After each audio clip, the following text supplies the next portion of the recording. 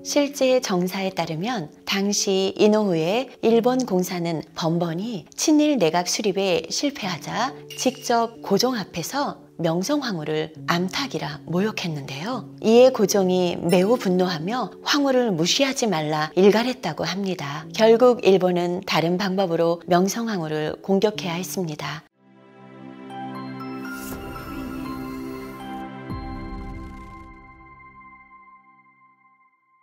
안녕하세요.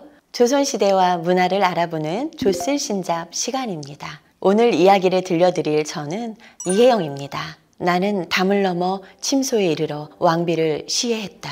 생각보다 간단해서 놀랐다. 담백한 회고로 쓰여진 이 기록은 1895년 10월 9일 조선의 일본 영사관에서 쓰여진 편지입니다. 바로 명성황후가 살해당한 을미사변에 대한 기록인데요. 아무리 쓰러져가는 조선이었다지만 한 국가의 황후를 내가 죽였다고 밝혔다니 무언가 이상하지 않으신가요? 심지어 명성황후 살인을 주도한 일본 낭인 38명은 서로 앞다퉈 자신의 황후를 죽였다고 진술했습니다. 그들이 한 나라의 황후를 죽인 범인을 자처한 이유, 을미사변은 철저히 일본이 기획하고 실행한 범죄였기 때문입니다. 즉, 명성황후 살인은 그들에게 범죄가 아니라 달성해야 하는 목표였던 것이죠. 현대에 들어서는 다양한 명성황후에 대한 시각이 등장하고 있습니다. 그런데 정말 명성황후의 과오가 더 크다면 왜 일본은 명성황후를 죽이고자 했을까요? 혹시 우리가 몰랐던 명성황후의 진실은 없을까요? 오늘은 명성황후에 대한 오해를 풀고 을미사변이 벌어진 1895년 10월 9일에 대한 이야기를 해보고자 합니다.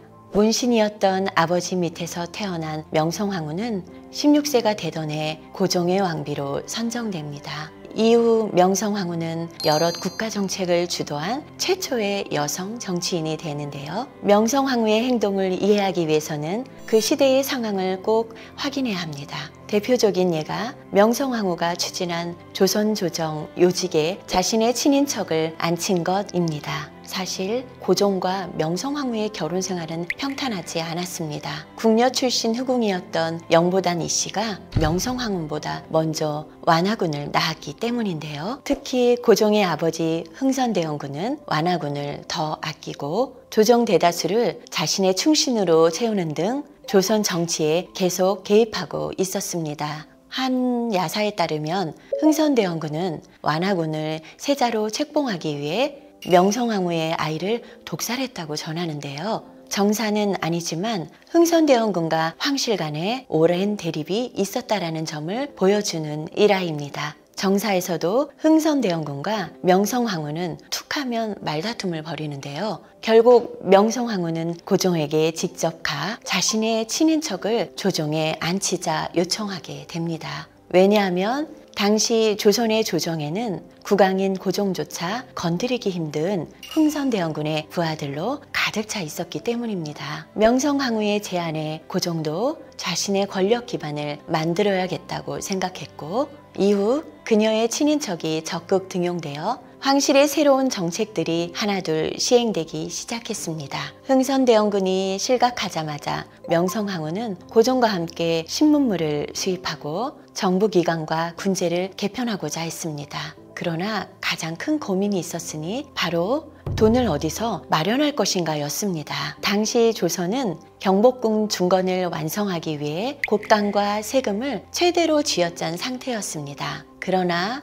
여전히 전기, 전화, 은행과 같은 인프라 구축이 시급했는데요. 고심하던 명성황후는 바로 매관매직을 활용하기로 결정합니다. 사실 매관매직은 부정적인 정책으로 해석되는데요. 실상은 이름뿐인 명예직을 파는 방식으로 아주 오랫동안 조선의 곳간을 채워주던 사업이었습니다. 명성황후 역시 매관매직을 적극 활용하여 조선의 개혁, 개화 정책 예산을 지원했습니다.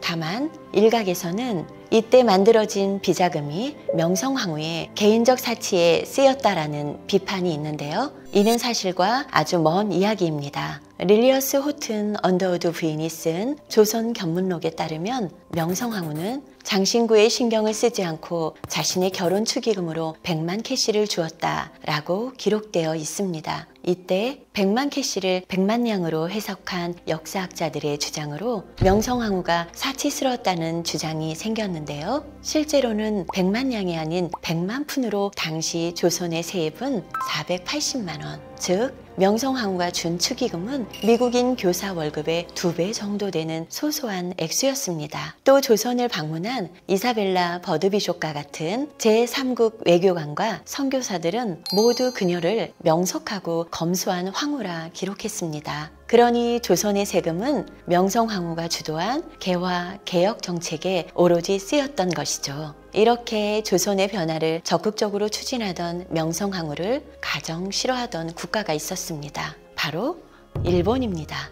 당시 일본은 청일전쟁에서 승리하고 조선을 집어삼킬 계획을 추진하게 됩니다. 그 첫 번째가 바로 친일 내각을 만들어 조선 조정을 차지하는 것이었습니다. 그러나 명성황후는 거듭 친일 내각을 했는데요. 특히 친일 관료를 자르고 칠러 관료를 등용해 러시아의 힘을 빌리고자 했던 외교가 결정적이었습니다. 실제 정사에 따르면 당시 이노우에 일본 공사는 번번이 친일 내각 수립에 실패하자 직접 고종 앞에서 명성황후를 암탉이라 모욕했는데요. 이에 고종이 매우 분노하며 황후를 무시하지 말라 일갈했다고 합니다. 결국 일본은 다른 방법으로 명성황후를 공격해야 했습니다. 친일 신문사들은 명성황후를 사치, 향락, 부패한 정치인으로 묘사하며 그녀의 힘을 약화시키고자 애썼습니다. 그리고 1895년 8월 이노우에 공사는 친일파 박영효를 명성황후에게 보냅니다. 일본에서 조선 정부에게 300만 엔을 투자하겠다. 마치 평범한 제안처럼 보이는 이 이야기가 사실은 자신에게 건네는 뇌물임을 명성황후는 알아차리게 됩니다. 명성황후는 단칼에 제안을 거절하고 박영효는 이노우에 공사에게 명성황후는 한국의 큰 여우로 만사에 장애가 된다라고 보고했습니다. 끝내 그녀를 돈으로 매수할 수 없음을 깨달은 일본은 그녀를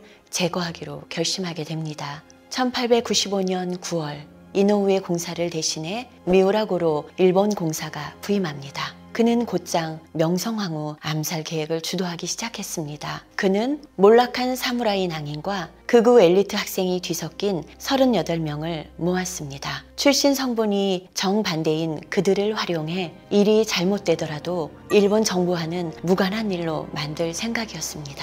드디어 찾아온 10월 9일 새벽, 갑자기 쏟아진 일본 낭인들 때문에 궁하는 아군과 적군을 알아보기 힘든 아수라장이 펼쳐지게 됩니다. 고종은 소란스러움을 깨닫고 곧장 미국과 러시아 공사관에 도움을 요청하지만 이미 낭인들은 명성황후가 있는 건천궁에 도착한 뒤였습니다. 명성황후가 가장 먼저 한 일은 낭인들이 자신의 얼굴을 모른다는 점을 이용해 궁녀복을 빌려 입은 것이었습니다. 그러자 낭인들은 궁녀들을 하나하나 발가벗기기 시작했습니다. 임신한 흔적을 찾겠다는 터무니없는 짓이었죠. 그리고 황후가 아닌 것 같은 궁녀는 그 자리에서 죽여버렸다고 합니다. 천인공노할 사륙이 벌어지던 건천궁 앞, 끝내 명성황후는 스스로 정체를 밝히고 낭인들의 칼에 찔려 살해당하고 맙니다. 당시 현장을 기록한 내용은 아주 많습니다. 다만 한 기록에 따르면